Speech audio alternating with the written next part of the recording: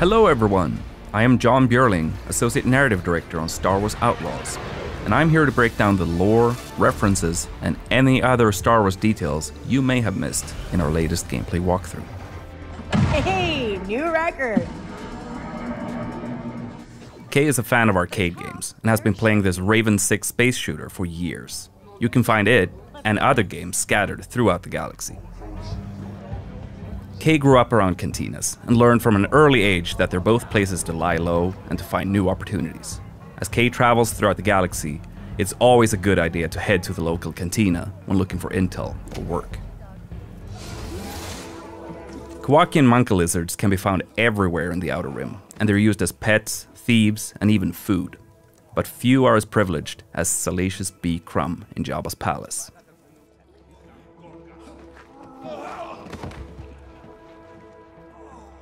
Many merchants will use protocol droids to handle customers from every corner of the galaxy who don't speak Basic or Huttese.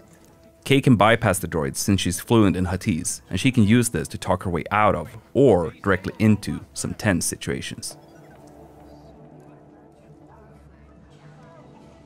The Trailblazer is an EML 850 light freighter from the Clone Wars. Its reinforced hull was built to ensure safe transport into any kind of environment. But the high material costs ruined its chances for mass production. The ship is a rare prototype from a bygone era that had a life of its own before ending up in Kay's hands. Hey, Andy. Hi, Kay.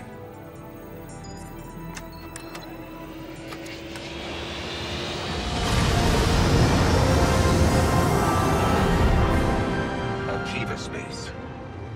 Akiva is an Outer Rim planet that the Empire controls via the local government. Normally, the Empire doesn't have a presence there, but like with many other remote worlds, they carry out occasional audits with support from the Imperial military. This is Kay Bess on board the Trailblazer. I'm coming to help. Akiva is orbited by an asteroid field made up of the remains of a comet called Kinro. Legend has it that several Jedi banded together and used the Force to tear it apart, but most people think that's just a myth. Traveling in the Outer Rim is dangerous, and spacers, smugglers, and syndicate freighters are all at risk of being attacked by pirates. Most pirates are part of local gangs that operate in a specific sector, and they usually only care if a mark looks valuable or not. Pirate ships, like the Scourge and Junkross, are cheap and expendable. Pirates typically steal whatever they can get their hands on, and they often rely on scare tactics and aggression to get their score. The Pike Syndicate has shipping lanes across the Outer Rim, making their freighters hot targets for pirates and rival syndicates. Due to Kay helping defend this ship, she has improved her reputation with the Pikes and their underboss, Gorak.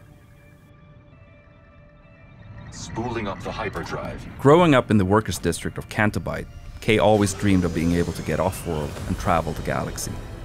After taking the Trailblazer and honing her piloting skills, she's finally able to jump across the galaxy in search of the freedom she's always wanted for her and Nix. Kay is entering the legendary Mos Eisley on Tatooine, but this planet is large with more than one settlement for you to discover. It's been a privilege to recreate iconic locations such as Chalmun's Cantina, while also expanding on the world with locations that are completely new. Room for one more? Here we see Kay about to engage in a game of Kessel Sabak, which is her favorite card game in the galaxy. To win, Kay will need to keep an eye out for cheaters, or maybe even cheat herself. Tatooine is the home of Jabba the Hutt, and after the Hutt cartel faced the surprising loss of their council, Jabba is at the height of his power in the criminal underworld. Following the destruction of the Death Star, the Empire has increased their presence on Tatooine, but everybody knows it's Jabba's domain. The other syndicates stick to the shadows. K-Speeder is an S57 Cardinal, a multi-terrain speeder bike that's perfect for explorers. This speeder is both reliable and moddable, and Kay can call it from afar using a control module to give her and Nix a chance to rest their feet. Imperial shuttles are a dead giveaway that there's some Imperial activity nearby. Sometimes that might add further risk, but in other cases, it can be a great opportunity for a scoundrel. Some Jawas on Tatooine travel around in sandcrawlers, offering trade deals for whoever happens to be nearby.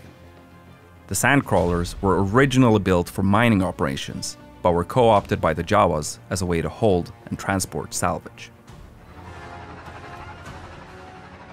These flyhorn lizards can be found all around Tatooine's deserts. The lizards use their tails and horns to catch condensation and smaller insects while keeping cool by hiding in the sand. Some moisture farmers use the lizards as an indication of their yield.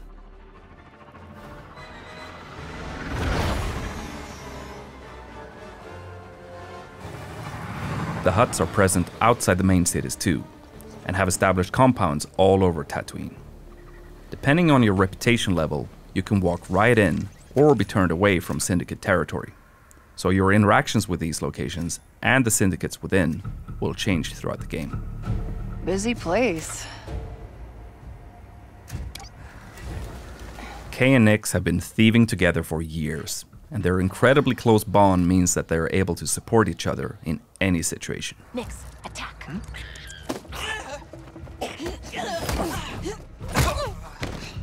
Good job, buddy.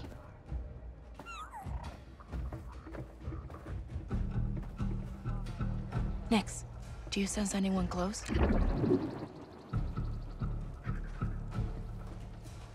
Sutta.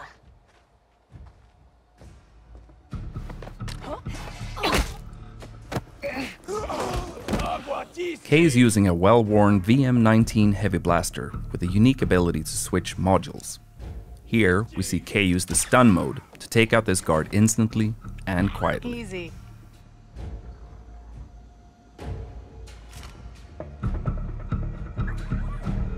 Alright, let's see what we have here. This is Kay's data spike, which she can use for picking locks. When not in use, she conceals it by wearing it as a hairpin. Wait, Quint? That sheriff from Wayfar used to work for the Hutts? I should talk to her. Oh, come on!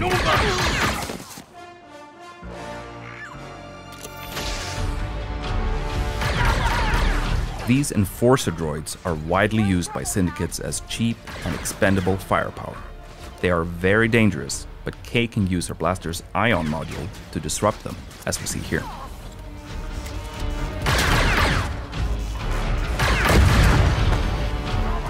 You may recognize these as massives, a native Tatooine predator with thick armored hides, sharp spines, and a dangerous bite.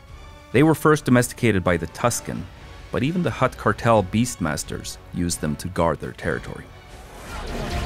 We need a quick exit! And here we see the iconic Gamorreans that were hired by Jabba himself as his most reliable guards. They are incredibly powerful and dangerous, particularly at close range. Here we see Kay switching to her power module to try and take them out before fleeing.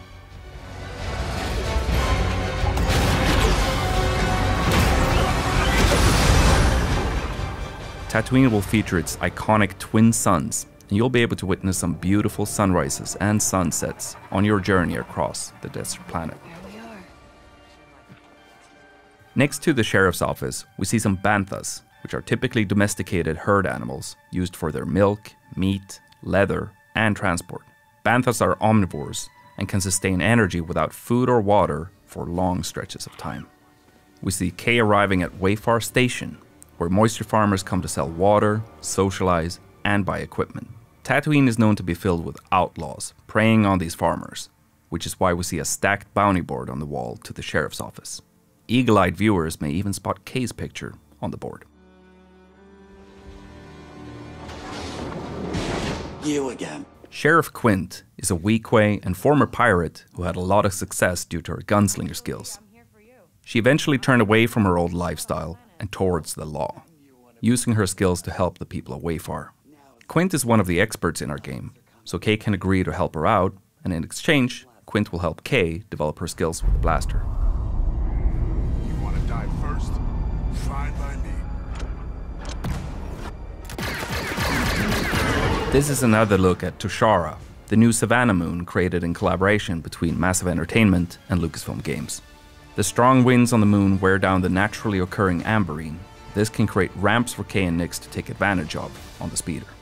Here we get another glimpse of the lush, dense jungle planet of Akiva, which has been fully realized visually for the first time. Akiva has a very interesting history, and that's something we were excited to explore with Kay and Nix.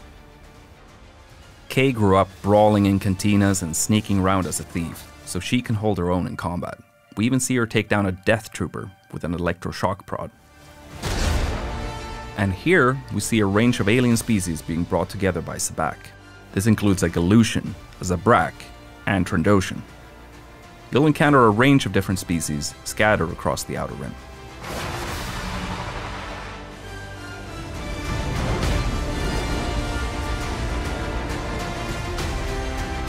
Kay and Nix are betting on a Fathier race, being broadcast live from her hometown of Cantobite.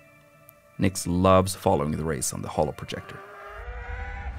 These are Aglis flyers, native to Tushara.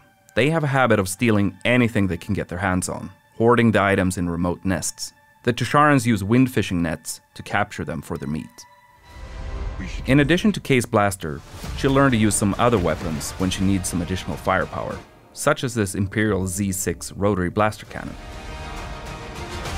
And finally, here we see a Rancor, a reptilian species that originally hailed from the planet Dathomir. As fans will know, Rancors are extremely dangerous, so they present quite a threat to someone like Kay. And that's some of the things that you may have missed in our latest gameplay walkthrough. The team is hard at work crafting this galactic scoundrel adventure, and we're excited for players to experience the Outer Rim as Kay and her companion Nix on August 30th. If you're willing to take the risk, the galaxy is full of opportunity.